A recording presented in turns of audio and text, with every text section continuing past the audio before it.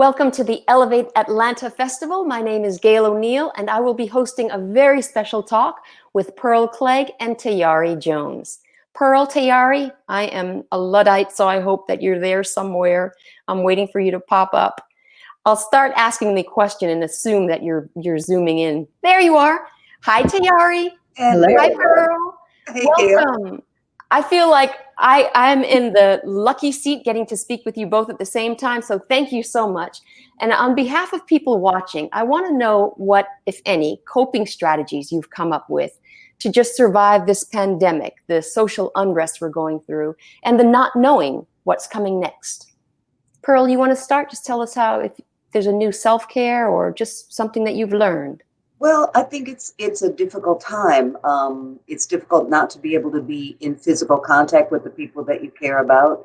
All of that is true. I'm a playwright as well as a novelist, so that for me, not having the theaters open means all the work that I do in theater has to immediately stop. So all of those things, I think, are things that we're all dealing with. If we're waiters, we're dealing with it. If we're playwrights, we're dealing with it. But I think the thing for me as a writer is that in these times, in any challenging times, the responsibility, I think, is even greater for writers to be loud, to tell the truth as loudly as you can, as often as you can, because that's what actually helps the situation and what keeps me sane. Working. I've got to be able to work, to talk about what I know, to think about what I know, and to share it with people. So I think working and just knowing that if we all continue to do the work that we need to do, this will change. If we all go vote in November, this will change. So that I think it's just not allowing yourself to sink into the depression of, oh, everything is terrible. You know, everything is difficult, but that's life. You know, keep it moving, keep it moving. I love that. Tayari, what about you? Any coping strategies or wisdoms you've come upon in these last 6 months? You know, one thing I have done is to realize that I'm not accomplishing as much as I had in earlier times. And I got kind of learned to live with that because I started raising orchids. I used to be a person, I would buy an orchid from the grocery and I thought it was better than cut flowers because the orchid can last like a month. It costs like $12 and it lasts a month. And after it stopped blooming, I would just get rid of it and buy another one. And then I said to myself during this COVID time, I said, you know, this orchid is not blooming, but it is still a living plant. It is still performing the miracle of photosynthesis. Why am I throwing it away because it's not blooming? And I turned that into myself because I don't really feel like I'm blooming right now, but I'm still a living person. I'm still thriving and I deserve care, water, sunlight. And so I started caring for the orchids to remind myself that, you know, we have seasons and right now I'm not blooming, but it's okay. And that actually allowed me to move forward with my other work, that it doesn't have to be showy. I don't need an audience. I don't have to be applauded to do the work that I'm here to do, which is writing, which is truth telling. And it's just a different way of living and working. That is a beautiful metaphor. The orchid over my shoulder here, I've had a black thumb until this pandemic. And I did the same thing as you. The blooms fell off. I just left it alone as of last year. And suddenly it has bloomed. And now I have 1, 2, 3, 4, 5, 7 blooms. I didn't know that was possible. All right. Atlanta is constantly shifting in terms of the demographic people coming into the city. So who wants to tell me what the geographic boundaries are of the West End for anyone who's new to Atlanta and wants to know what are we talking about and what is this neighborhood?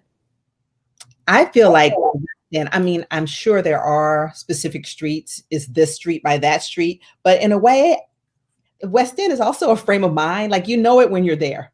I don't know if I'm going to say, oh no, you're on the east side of the street, not the west. You're not in the West End. But I think the center of the West End is going to be the West End Mall. Wouldn't you say, Pearl?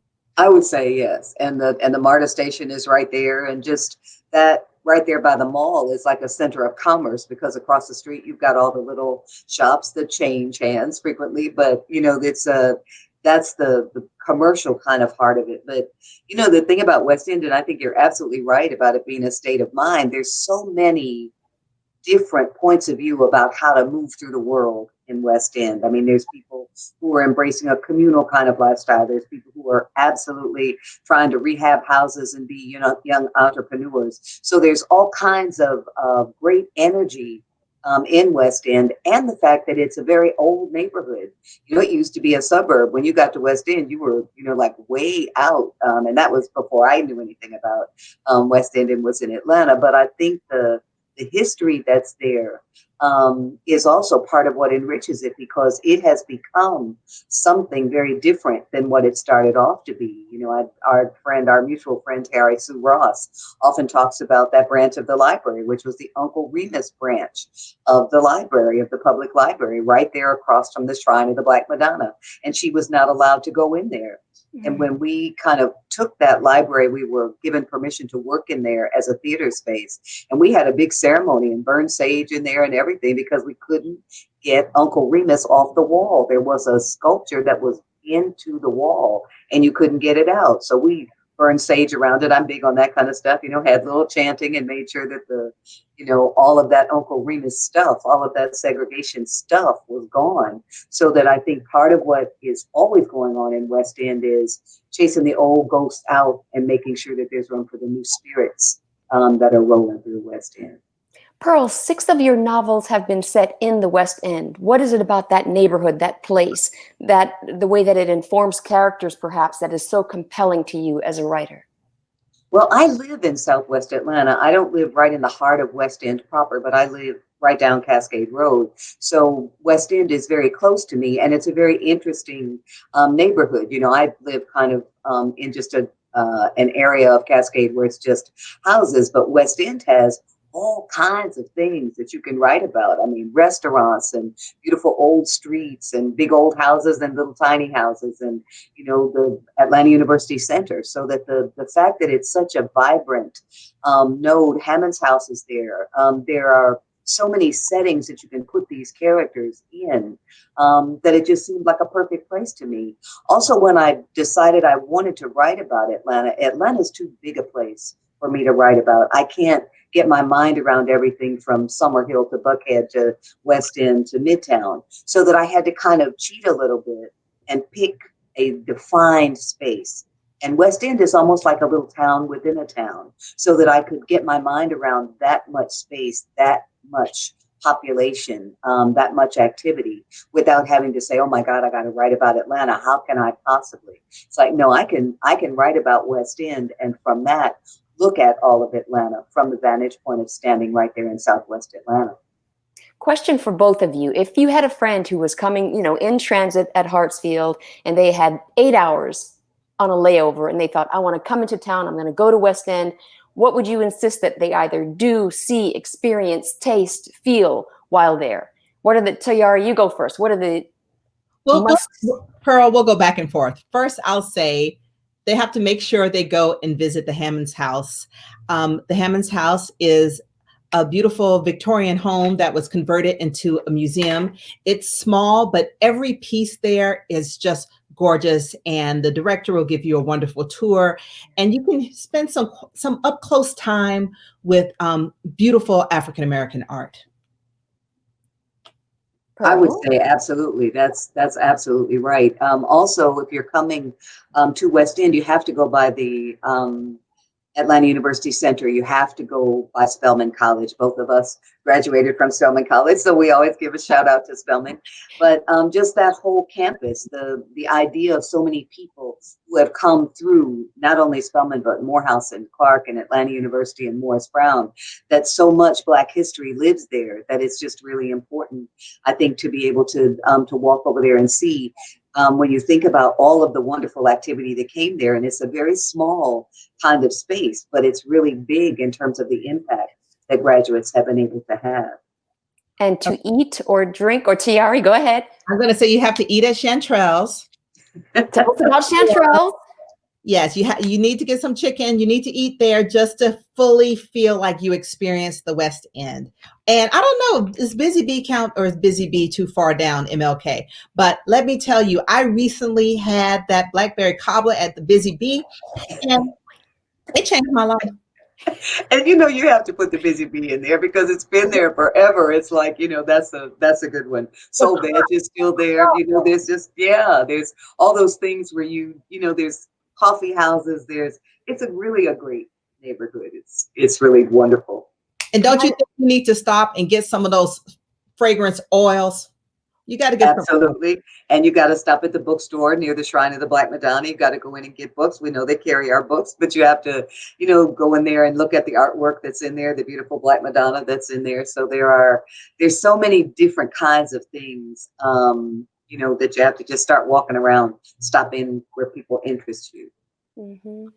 Pearl, I love Susan Booth's at the Alliance Theater. I love Susan's description of you as a human antenna. And Tayari, I think that you deserve the same compliment. And I want to know, as people who are so in tune with human behavior and your observational skills are so finely honed, how does that skill inform your ability to track where you are in terms of a physical space, to pick up on the energy, and to have that inform your characters, to inform your story, to inform the narrative drive? I think one of the things I like to think about when I'm writing a novel is where is the novel set, and how is that setting influenced? Like how could this story have taken place any other place? And if the answer is no, then you have captured your setting. But if something is happening that you feel could have happened anywhere, then you haven't captured your setting.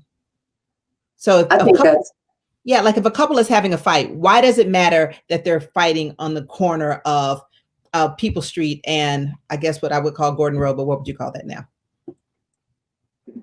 They keep changing. That's one thing about Atlanta. Atlanta stays changing the names of streets. Mm-hmm. For the better, I must say. Yes. Yes. I have friends who lived on Confederate, and I think it's Liberty or Freedom Avenue. So I think one of the things too is that that we are, because we're always looking at settings, I'm always looking for characters, listening for people. And I know Tayari does it too. We are inveterate eavesdroppers. If people are having an argument, we hear that. I love you talking about hearing people at Lenox Square arguing and realizing that there was something in that discussion that sparked an interest for you. So I think that if you are someone who wants to write, part of that wanting to write is a curiosity about human beings. When people talk about being bored, I had to wait in line at the post office and all that. I'm never bored because I'm always watching people. Why are we having to stand in line so long at the post office? Because a very old woman has a handkerchief full of coins tied up, and she's paying for the mailing of her package with those coins. I love stuff like that. I want to see her count that money. I want to see her talk about that package, all of those things, which of course drives the other people who are not fascinated with human behavior crazy because they're in the post office for 20 minutes. But I think that the idea of being able to look deeply at human beings so that you can see who we are and why we behave the way we do is part of the pleasure of it. The other pleasurable thing to me about West End is people are so proprietary of that neighborhood. And if you put a book in West End and you don't get it right, they will come and tell you. I wrote a book and I had the Krispy Kreme where it used to be right across from the MARTA station. By the time the book came out, which was a year later, the Krispy Kreme had moved down the street and it was elsewhere. So a woman came up to me and said, I really loved your book, but you got it wrong. And I said, oh my God, what did I get wrong? And she said, the Krispy Kreme is not on the street across from the MARTA station. I said, well, it was when I wrote the book. And I promise you, next book, I will make sure the Krispy Kreme is in the right place. And the next time I had a big scene where the person has to drive through the Krispy Kreme and all that, because I wanted that woman to know, no, I'm paying attention. I would never be careless and place something where it doesn't actually belong. So that's part of the challenge too, to make sure that you portray that neighborhood in a way where the people who live there can read that book and say, yep, that's my street, that's my church, that's Chanterelles, that's Pascal's, that's the Busy Bee. Well, I just want you to know, I just got my wig snatched in the chat telling me that Chanterelles is closed. I was trying to be generous and call out everybody, but it's true that there is this sense that as how well you know that neighborhood is kind of a test. And it's constantly changing. So you have to stay current because your authenticity card is only as good as your information, but it's always changing. I love that the readers are so vested that they will read you if you don't get it exactly right. That's a sign Yes, of they real will. love.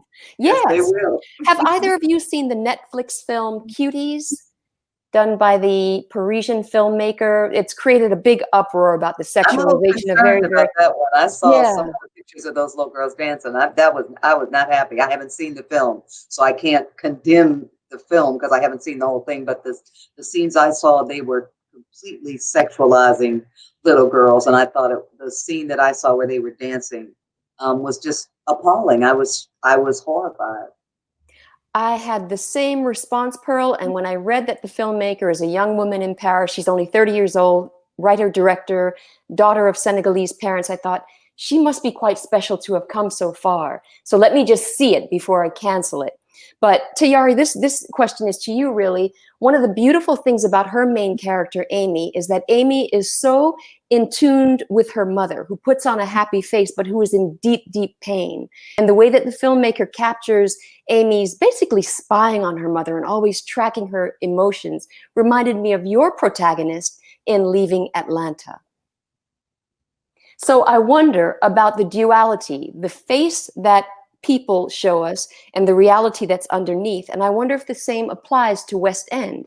Is there something that I might see as a stranger walking in, but then you two as natives would say to me, oh, but look underneath, there's more to it. There's more to the community, to the neighborhood, to what's going on, that energy that you described. I feel, Pearl, like West End is part of the joy of it. It's a kind of what you see is what you get kind of place.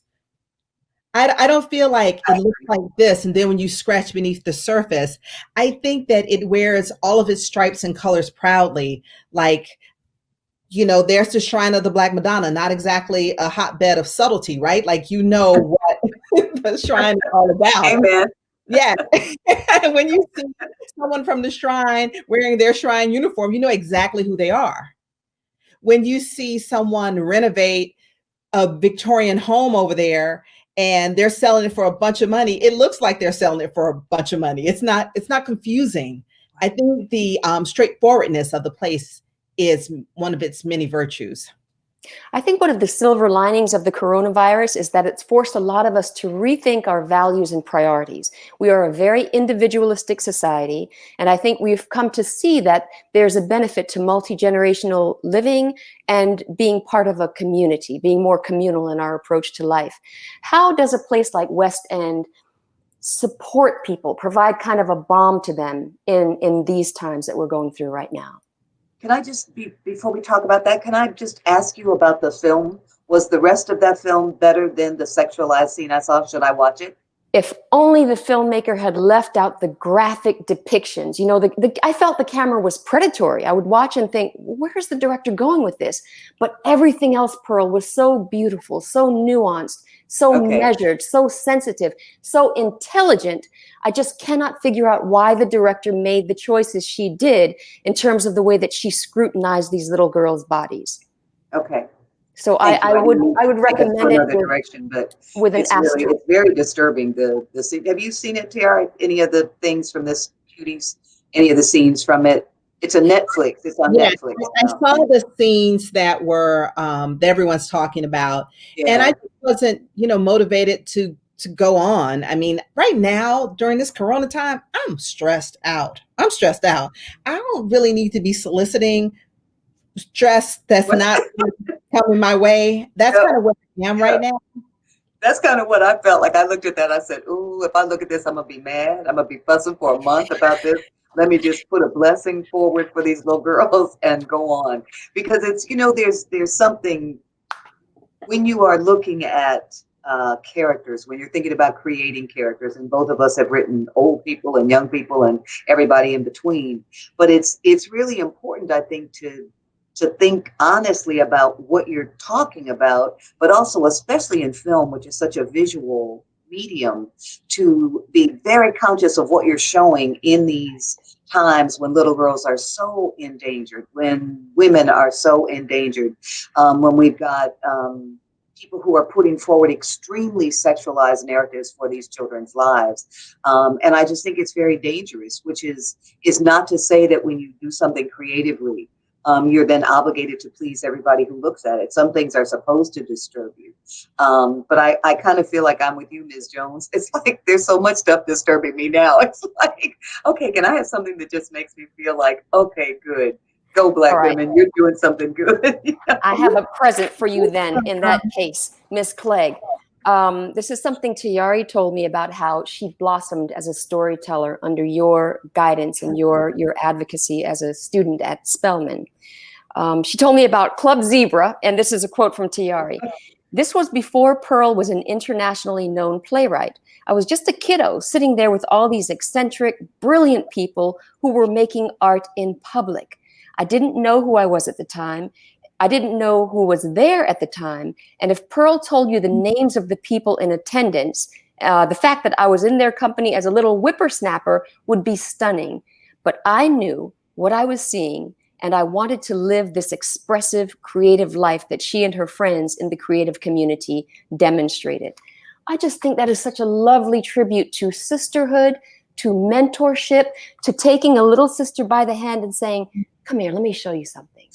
And sneaking her into a nightclub when she's only 16 years old. I want to know a real nightclub. It was a performance venue so that we could tell us about it. Yes, tell us about it. That's the beauty of teaching, especially for me, because I was teaching at Spelman. And the idea of being able to have a classroom of bright young Black women, you know, who want to know what you know, who want to see what you see. And then, you know, every now and then you run into one who really wants to be a serious writer. And I always tease Tayari because she came to my office after the first couple of meetings of the class and she was very outdone. And I said, what is wrong? And she was mad because there were a lot of people in that class who were not taking it seriously about writing. They were not doing their assignments. They were going in all these directions that didn't have anything to do with writing better. And she was trying to learn how to be a writer so that we, you know, had great conversation. And I said, well, you need to just come by and talk to me in my office. Of course you need to come to class, but, you know, we'll talk. Show me what you're writing. Show me what you're doing. And I was publishing Catalyst at the time, a literary magazine that the county, very progressive, move funded. And we got to publish her very first short story in Catalyst, which is just you know, one of those exchanges where I gave her something creatively and she gave me something back creatively, which is, I think, why we have moved from student and professor to, you know, to really good friends. You know, when we were talking about how we survived the pandemic, we left out the fact that we figured out a way to socially distance, meet on my front porch and still have a glass of wine every now and then, because we're used to going out to dinner, drinking wine and talking about everything. And you really miss it when you can't do it. So now my neighbors get to see us sitting on the porch drinking wine, talking about everything. And I laugh when I look at all your books and all my books, because we're, you know, we're writers, and for a writer to have another writer as a friend over time is just a great gift, because all the craziness is familiar. So that when I'm crazy, I know Tayari understands it. When she's crazy, I understand it, and we can say it's okay. It's okay. Just keep doing what you're doing. That person who gave you that review doesn't know what they're talking about. Just do what you do. All of those things that you need, you know, and that's the beauty, I think, of being Black women and being writers and living in Atlanta, and having a chance to really talk about the stories that are the fabric of our lives. Absolutely. And the incredible blessing that is to be able to have a mentor and a friend. Every time Pearl says she's not my mentor, we're friends, I feel like she's kicking me out the nest. And I'm like, oh, I feel like I'm holding on to the nest like this. I am not. It means I think of how few people I know who has someone who is a few paces ahead of her, who has done the things already. Like sometimes I feel like I'm having a really unique experience, both personally and professionally. For example, when Oprah chose my book for her book club, I thought, hang on. Tayari, do you still pinch yourself when you say that? For example, when Oprah called in, I mean, there's a handful of people in the world who can say that. And then one of them is my beloved friend and mentor, Pearl Clegg. And I was able to talk to Pearl about that experience, what to anticipate, and get some some just level-headed wisdom for someone who's on the other side, for someone for whom I can say, Oprah called me and she's like, as Oprah does, like it's in the realm of the normal. And that we could talk about it, what to expect, what does it mean to suddenly get a lot of attention for your book, etc. And not, without being like squee. It was just, let's talk about this. What's it going to be like? What are you doing to take care of yourself? When I was on my book tour, the whole time Pearl would text me every few days. How you doing? How's it going? Because she'd been there. And that gift, I can't even tell you how the level of sanity I have now is due to the fact that she helped me maintain it. Because a lot of people lose their minds under those circumstances. Yes, they do. Steady. Pearl, where did you learn to take that measured approach? Wherever I see you, you are always yourself, whether talking to somebody after a theatrical production or on stage at Emory or speaking that beautiful poem at Oprah's Legends Ball. That kind of integrity is admirable and rare. Where did you learn that? Well, I think I had the great good fortune to grow up in a family full of people for whom the truth was very, very, very important. Lying was a capital crime. And also that same family who were totally committed, the people in that family were totally committed to social justice, to struggling for Black freedom. So that I had a really great example of why it's important to tell the truth, which is it helps the people that you're trying to elevate. It helps the people that you're trying to help get free. But it's really it's a practice almost where you have to teach yourself, how to be calm. You have to meditate, which I do, in order to not completely fly off the handle. But it's almost a way of creating a persona for yourself that helps you move through public settings, because it's very difficult to always be completely open with no defenses. And that's what we want when we talk to people, when we write for people. But you have to be careful about that, because it's that great Nina Simone quote about people who use up everything you got when you're trying to give them everything they want. And it's striking that balance between maintaining your own sanity and your own level-headedness, and also being as passionately engaged with every person as you can. I laugh when you said that about being so calm and level-headed, because that's the quickest way to make my husband and my daughter just cackle hysterically about, you are so calm, because of course they get to see me stomping around, after I've watched the news or whatever I'm stomping around about. But it's like that kind of stomping around energy is something that I can do at home. But when I go out, I think it's helpful when people say, what should we do? Not to throw up your hands and say, you got me. This is the worst time ever. You have to be able to say, this is what you can do. This is what you can do. This little thing or that little thing, or don't forget to walk outside, look at the sky, walk your dog, talk to the people that you love. But you have to train yourself, I think, to do that, and not to become so full of yourself that you can't honestly engage people, because that's what Tayari was talking about. When you are afforded a big honor that the outside world thinks is wonderful, people begin to treat you differently. And I think that's the hard thing, is not to believe all of a sudden that you're so super special. You have to keep saying, in the words of our friend and mentor, our mutual mentor, Tony K. Bambara, we are cultural workers, and our job is to go to work. Not to be prissing around. Our job is to go to work, put those words on paper, tell the truth to the people. I'm sure you're both familiar with the Mexican proverb that we die 3 deaths. The first, when our organs shut down and fail us. The second, when we are returned to the earth. And the third is the last time our name is spoken. So now I'm thinking about the people who have come and gone, in the West End in particular, who are no longer here.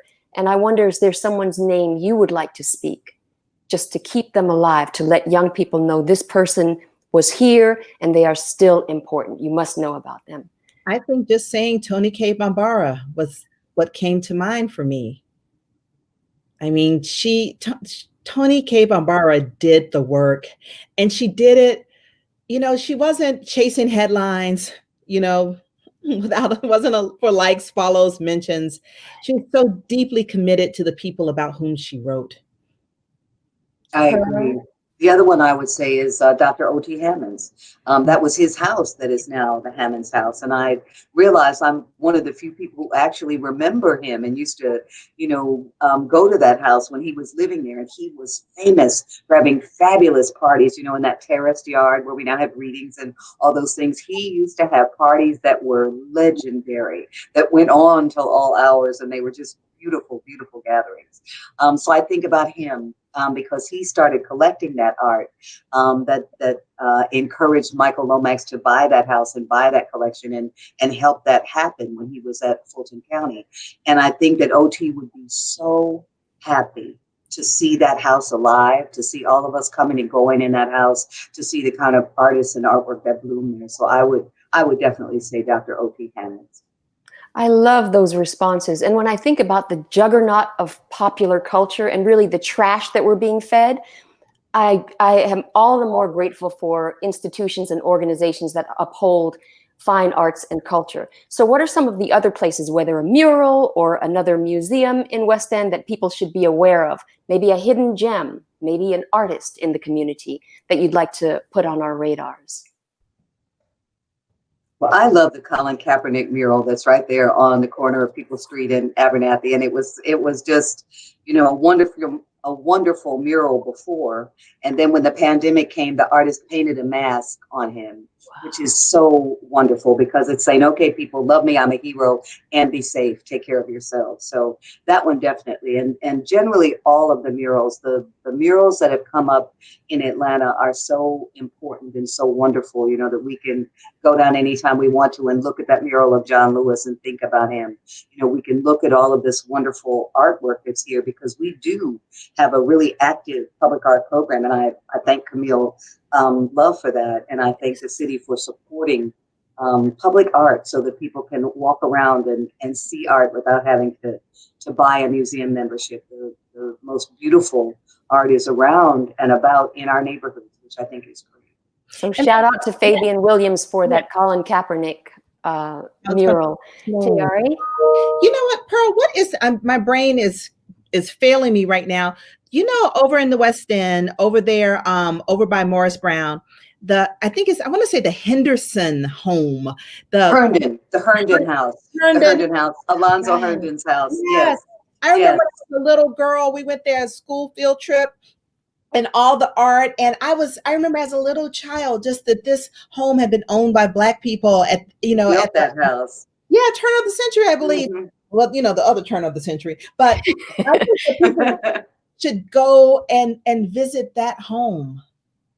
And they still have a wonderful Christmas program there where they dress in the clothes that are period appropriate for that house, and they sing carols, and it's like walking back in time. It's really amazing. And I have to say the Herndon house. It's great.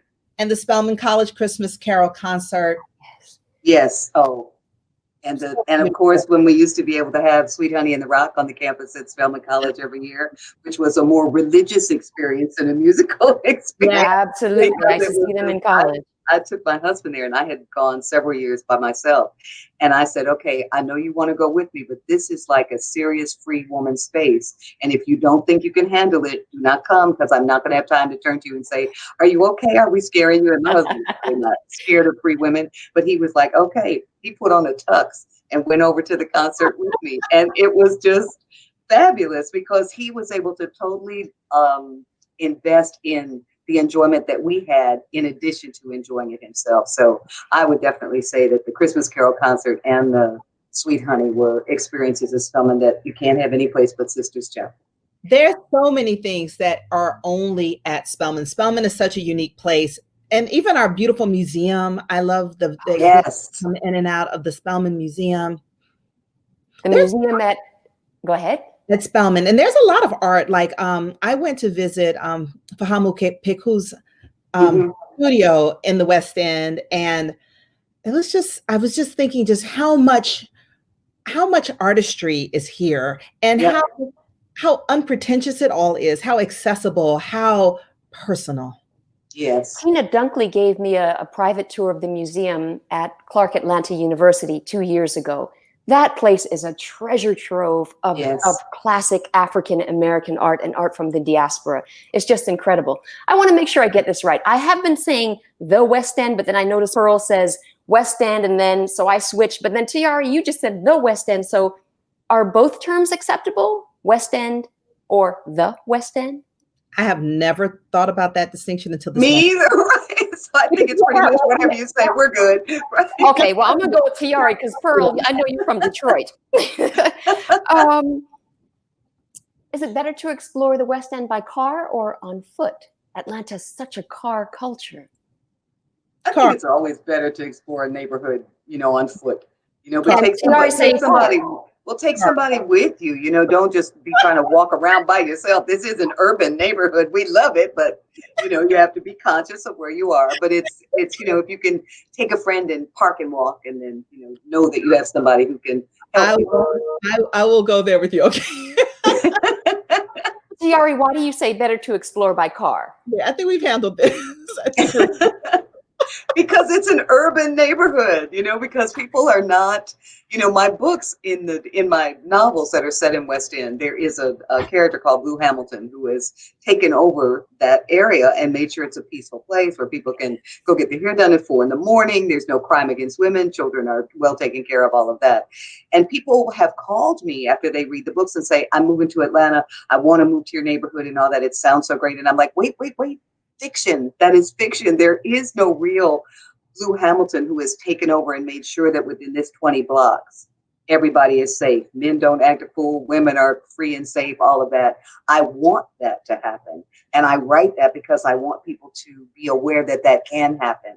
But that's not, we don't romanticize. I don't think either one of us romanticize the fact that this is an urban area, and you have to be conscious of it, and you can wave as you go past those guys sitting out in front of West End and keep it moving, right?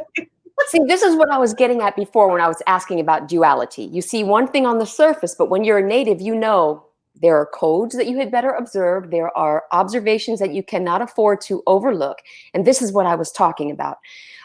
Pearl, in what looks like Crazy on an Ordinary Day, you deal with the HIV crisis. And so I wonder what's going through your head now. Do you think that the coronavirus will come out in a future play or novel? Is it already coming out? I don't think so. It's so tied up in my mind with all of the incompetence and political machinations that have gone on because the president didn't want it to make him look bad and all that. So I don't have any desire to write about him at all. And I think it would be difficult to write about the pandemic without talking about him. And I'm not prepared to do that. So I don't know if I ever will. I might write something that's set in these times. But right now, I'm just trying to live through it. I don't really have that feeling of, I think there could be a great play in this. It's like, okay, my neighbors, please wear masks. Okay, my people in the store, please put your masks on, so that I'm not really at that level of objectivity where I can think about writing about it yet. Okay. And I think it'll happen in the future. I think that in the future, we'll be able to look back on it. For example, I don't even write in my books. I don't even write about Obama because I feel like we don't know yet what those Obama years mean or meant. We know how we feel about them in the moment, but even the fact that Trump came right after Obama meant that the way we remember the Obama years has changed. We remember it as this, bright moment of optimism, and then, the locusts came. Yeah. But if you didn't know that the locusts were coming, you wouldn't have known this challenge that was coming. See, so I'm so glad I didn't write about it, because anything I wrote would have seemed naive and innocent. So you need to be able to see the whole picture before you can write about even a slice. Mm-hmm. I just read today that President Obama's biography, or the first of 2 memoirs, will be published in November of this year, right before Election Day. So I'm seriously looking forward to that. Speaking of voices of reason, which was President Obama to me, I knew that he was human, and so he would make mistakes, but he was so mature and so responsible that I always felt, even if he and I disagreed on political points, I trusted him. I trusted his voice. 2 voices that calm me these days are those of Isabel Wilkerson's and Dr. Anthony Fauci, talking about very serious, life-altering concepts and principles, threatening if we don't get it right. And yet when I hear them speak, I have a sense of hope. And I'm wondering what's in your ears, who calms you, or what music do you listen to? What voices do you are you attracted to keep yourself balanced? Tayari, you want to go first? You know, I find myself listening to a lot of Brazilian music. And I think I am comforted by the fact that I don't know what the words say. You know, it's mostly in Portuguese, but I just let the tonality and the music guide me. And it's a way, becomes kind of a meditation, because when I listen to music with the words, I'm thinking about the words. I'm engaging with it almost as a text. But with music that is sung in another language, I am interacting with what is human about voice, but disencumbered by words. Right. And Pearl, you? Well, for music, when I'm actually trying to calm down and center myself, Bob Marley is always the person that I go to. Exodus is a CD that has so many wonderful things on it. Three Little Birds is such a great, don't worry, you know, everything's going to be okay kind of song. I also, because I'm a theater person, and because the Hamilton is such an interesting piece to me. It's beautiful, but it's also interesting in terms of what it's doing. So I listen to that, think about that a lot. But I also have been listening to old music, my own old music. I've been listening to old Temptations. I've been listening to old Smokey Robinson, because it's just a way, I think, of getting out of this deep pandemic moment and listening to something and saying, oh man, I remember that. That's the first time I fell in love. That's the first time I ever kissed anybody on the lips. Ooh, that's the first time I ever did. I mean, all of those things. So that it's like that doesn't take you to the pandemic and the horror of the moment. That takes you to, okay, I survived 7th grade. I can survive this. What about just silly 7th grade-esque escapism? What are you binge watching? Or are you not binge watchers? What do I do? No, I did. You know what I watched, but it wasn't escapism. I don't know. I don't escape to escape. But I'll tell you what I watched that I really enjoyed. I watched that series, Orthodox. Did you watch that, Pearl? So good. Is it good? The writing was like, mwah. I was very interested in the way time was handled and the idea of what is it to at once love your community, to that loving critical gaze. It's about a young woman in Williamsburg who's in the Orthodox Jewish community, and she's in an arranged marriage, and she wants to be free, and she runs away. But the costumes, just anyway, and it was probably done on a budget of this. I watched the little thing about how they made it, and I was like, they made that art with that much integrity, with that much money. And that thrilled me, because when I watched it, my thought wasn't, this looks inexpensive. My thought was, this looks like the heart. Wow. What an endorsement. Great. I have to look at that. I know, right? I love it. I don't really binge watch things. I've been watching a lot of old film noir. I love film noir because I love the bad girls.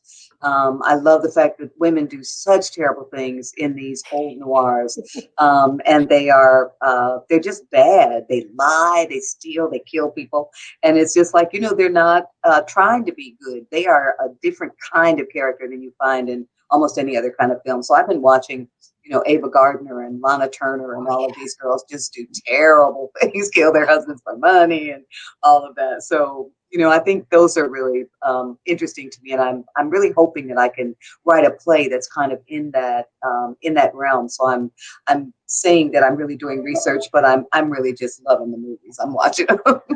I'll tell you what I'm loving now: the Netflix series "I May Destroy You."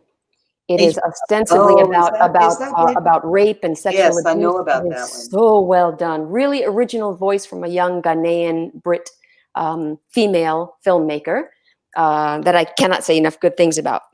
Okay, let's see. I know I have to keep track of the time here. We have another 15 minutes. Can I just say, you can say anything ask you want. about, this is your show. We're talking about what you watch, and there's several things that have come to my scan lately that I'm curious about, but I'm not sure what it means. One is the Lovecraft Country, which is the series. The other one is a thing that I think is also going to be a series that Janelle Monáe is doing. And both of them have horror aspects to them, where there's like, it's regular people and there may be some time travel, but then there's like actual monsters and, that kind of thing. And I was surprised that two things with that kind of monster horror thing had come up at the same time. And I'm not big on horror movies, so I'm trying to ease up on how I can take a look at it just to see what these bright young Black women are doing. But I wondered if either one of y'all had looked at any of that where the monster comes. I'm too impressionable. Me too.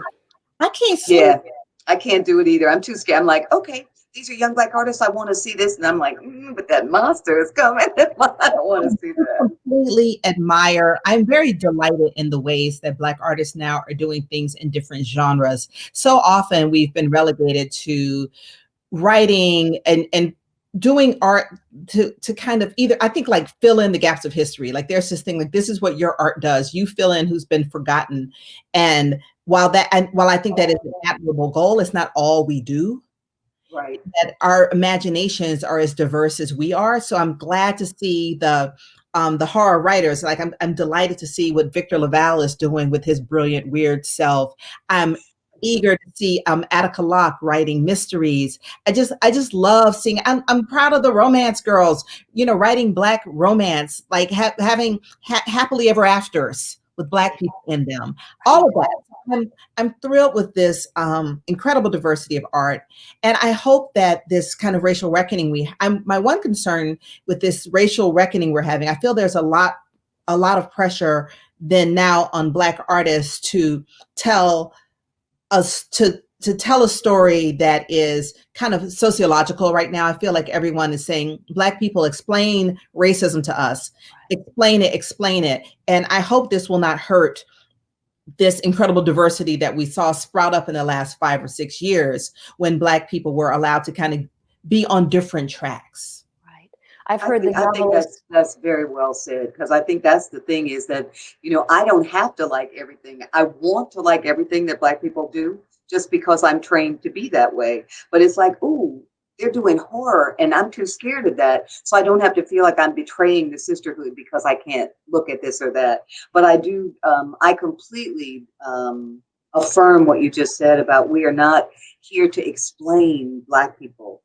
To anybody, to each other, to white people, to anybody else. We're here to tell the stories we choose to tell. And that's putting us in that box where you're always required to explain, how do you feel these days? How do you feel when you see the George Floyd video? How do you feel when you see this and that? It's, that's the kind of missionary work that I'm not prepared to do anymore. I did a lot of trying to explain when I was much younger. And it's just like now I say, no, go read some James Baldwin. You can do this research on your own. I'm not doing it.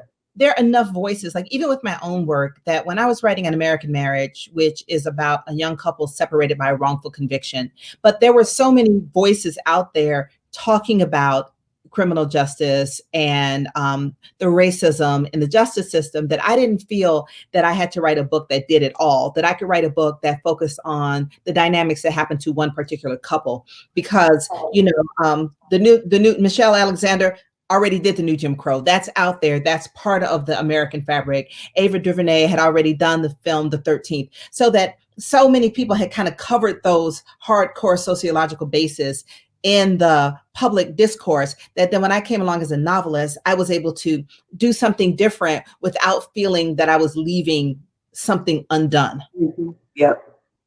You are both educators, Pearl in your past, Tayari, now you're at Emory University. I cannot imagine your students pinching themselves as they come to class. And I wonder, what do you think what opportunities might we be overlooking as the educational paradigm is being flipped on its head? I keep thinking, why not just let kids take a year off and give them the real American history? Teach them about the Trail of Tears. Teach them about how Africans were captured and brought here. Teach them about the Japanese internment during the Second World War. I feel like we're missing a major opportunity to rethink education. Have either of you been giving that any thought about what we might do differently or how this pandemic might inform the way that you teach differently going forward? I'm really actually concerned about the children who are going to lose a year of school. When young kids lose time out of school, it's very hard for them to get that back. I'm not worried about college students. They take gap years. They can go, do whatever. But I'm worried about, if you think about when you were a kid, how much math you have forgotten over the summer. But then kids' brains are so elastic. First of all, I hated school, so a year off would have been a dream to me. But I'm thinking about parents who take their kids and, of course, you cannot do this now, but you find an alternate way to feed your children information, not Yeah. reading, writing, and arithmetic. So how bad is it when a child is so young and their brain is so It's plastic huge. It's that huge. yeah, It's huge when children do not receive formal education, because things like math, it's cumulative, right? Like you learn how to do multiplication, then you learn division. It's cumulative. And when children, particularly children who are from more disadvantaged areas that don't, to lose that year of school, they're going to be behind. I'm so worried about, I really am. I like the romantic idea that we just take them to the museum and let them have fun and expand their brains. But there's so many children for whom losing this year of education, when it's time for them to go to college, when it's time for them to do the next thing, they're not going to have the same skills as other children who are distance learning is really showing us the gap between the haves and have-nots and access and education. There are kids who have fallen off. The schools don't know where they are. They haven't heard from them. And I promise you, they are not at a museum. yeah. So I am really, really, really concerned with, what we call the least of these. Right, I understand. Pearl, your thoughts? Whether I think elementary school. I think it's a real problem because they are. We're assuming, many of us, when we have these discussions, we're assuming that there is someone at home who can help that child have those kinds of experiences that you're talking about, who can expand what the learning pool would be of the information that they're getting. But for so many children, there isn't anybody at home who can help them do that. There isn't anybody at home who can help them do that math homework, or who can even set up a place for them. So that I'm concerned about that. And I'm also so conscious of how we talk about what's happening to children right now, because we often frame those discussions about what's happening to middle class children, as opposed to what's happening to children whose parents have to go to work in these dangerous frontline jobs, and they're home all day with each other, 9 years old. They're there with their grandmother who is being exposed to the virus. They're there all day by themselves. There's no food in the house. The electricity is not on. They're worried about being evicted. So that all of the economic impact that's happening that, is going on for children who are not in a stable middle class income setting is just devastating. And I don't think we hear enough about it, because so many of the stories are geared toward how can we help these middle class children who are used to different kinds of experiences. And I think we're going to have a lot of rethinking to do in terms of what role the schools actually play in the lives of poor children in this country. The fact that they feed children so often, the fact that they are giving them the kind of tutoring and extracurricular activities that they're not going to get from their hardworking, exhausted parents. Is a real problem. And that's not even talking about the parents who have a problem with drug addiction, who have a problem with alcohol addiction, who have a problem with living in a way that if the child is there 24 hours a day, they're going to see everything. They're going to be in the midst of everything. And I think all of that is something that we're going to have to really consciously think about as a country and as a community. Is there a resource or organization or institution in the West End that you'd like to point parents to who are raising young children, whether they have a virtual program going on now or socially distanced opportunities for children to gather? I don't have children, so I'm really unplugged when it comes to that little demographic. I don't have children either. And this isn't really a resource for parents, but there is an organization that I really like about in terms of improving education. It's called Donors Choose. And with Donors Choose, you can choose a school or a teacher. You can search for like Toni Morrison, whatever, and teachers are looking for donors to help them buy books for their class, or maybe teachers are looking for money to buy some sort of software to use for their distance learning. And you can sponsor a class and you can get your friends to, you all can all go in and say, we're going to help Mrs. Milner's kindergarten class at this school. You put in the zip code. I really love it. It's called Donors Choose. And I use it it cheers me up to help move the needle with the Choose. I'm loving these tips, Pearl. I don't have any organization or anything, but I think that I'm a grandmother, so that I have 5 grandchildren, and I'm always looking for ways during the pandemic, because I can't be around them. I mean, I can't hug them and squeeze them and have them come over to my house, so that I'm learning how to talk to them on phone calls where we can look at each other and all of that, and try to talk to them about what they're doing, so that I'm current on what they're doing, because they're all during remote learning. None of my grandchildren are back in physical school, and that's all the way from the oldest one, who is starting his first year at Morehouse, everything virtual. Then I have a high schooler who's doing everything virtual, and 3 little ones who are at KIPP Academy. They're all doing everything virtual from 18 years old to 6 years old. And they want the social activity of school. They miss their peers. They miss all of that. And they're lucky in a way, because there's 5 of them, so they have a little tribe of their own. But I think the idea of trying to keep in touch with the children that you know, and talk to them and think with them about how they're feeling and what they're doing. And if you've got a good book that's at their grade level, send it over there to them and ask them what they thought when they read it. But just to keep that conversation going with the children that you know, I think is really important for grandparents and aunts and uncles who can't be there the way we used to. Pearl, I tell you, as a bona fide grandma's girl, I can tell you that you are the organization. The grandmothers are the organization. They are the bedrock. We have 5 minutes before wrapping up, so I know that fans always want to know what's next, when are you going to emerge, and what will we see when you do emerge, when you re-emerge, I should say. Well, I've just published a story on audible.com. It's called Half Light, and it's about a pair of adult identical twin sisters. One has lost a family heirloom in a divorce, and the other is her lawyer, and they commit a low-level breaking and entering in the West End in order to get it back. How did they lose the family heirloom? She lost it in a divorce. And her sister is her lawyer, and her sister is so angry that her sister gave this thing away, and secondly, she's embarrassed as a lawyer to have lost it in this skirmish, because the husband doesn't even have a real lawyer. His lawyer is someone who's in a band with him who plays the electric fiddle. So they break into this beautiful arts and crafts bungalow in the West End that the ex-husband bought for nothing and has rehabbed it, and he's living in splendor. And so we can find this on Audible, and the title again? Half Light. Half Light. I love that. Pearl? Well, I'm working on a play that can be done outside, because I want to be back in the theater, but I know that's going to take a while. So I'm working on a piece that can be done outside. I'm in residence at the Alliance Theater. So I'm working on a piece that can be done in that plaza that's outside the Alliance, between the theater and the museum. All of that is an open space, and it has wonderful possibilities for screen projections. It has grass, it has water out in front of the museum, it has rocks, trees, all of that. So I'm trying to write a show that can take place outside, where you're in one place but the show is moving around you. And I think that would be a place maybe I can have my noir people be outside there, because that's a place a bad girl could really grow to love. Absolutely. So Pearl, we're going to look for you on the piazza outside of the Alliance Theater in the High, and Tayari, we will look for you on Audible.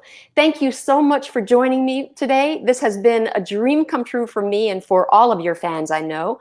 I want to thank everybody for tuning in and tell you there are 2 more days going on with the festival, so you can check out all of the offerings at elevateatlart.com. Thank you so much for joining us. Bye, ladies. Thank you, Gail. Bye-bye.